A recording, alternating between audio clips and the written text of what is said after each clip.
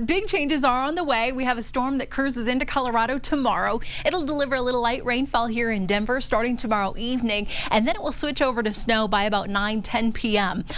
Across parts of the southern metro area, the eastern plains, it will be a completely different story. Heavy snowfall and wind gusts upwards of 50 to 60 miles per hour. So I would not rule out seeing blizzard conditions early Tuesday morning. If you're traveling anywhere, I-70 west or east of Denver, it could be shut down because of these conditions. Everything slowly starts to move out on Tuesday evening. We do have one storm system that is just narrowly clipping parts of far southeastern Colorado. That one scoots out, and then we wait for the more powerful storm to push in tomorrow. Tonight, partly cloudy skies, temps falling into the 30s for the metro, so really mild conditions off to the eastern plains with some teens and 20s up in the mountains.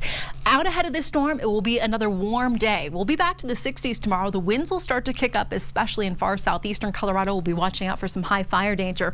But as this storm rotates across Colorado, it will usher in some really heavy snow, blustery conditions, and then finally start to push out by Tuesday evening. I mentioned that high fire danger just south of the Springs across I-25 toward the far southeastern corner of the state. Tonight, we're just looking out for a few clouds. It will be a mild start to the day, and then as the afternoon wears on, we'll be tracking a few isolated rain showers, and then that rain turns to snow by 10 p.m. on Monday. Meanwhile, up in the mountains and foothills, it is snowing heavily out there. Early on Tuesday morning, that snow winding down here in Denver, but the damage is done. It's already on the ground. The wind's still howling, especially for the south and eastern sides of the metro. We do have winter weather advisories up through much of the high country overall for about 4 to 8 inches of new snow. On the south side of town, Douglas, Elbert County, stretching along I-70, about 4 to 10 inches coming your way. And we do have a warning just to the south toward Colorado Springs for some very strong winds. Palmer Divide, that could be a bit dicey too. Here in Denver, looks like about 1 to 3, just a trace up into northern Colorado.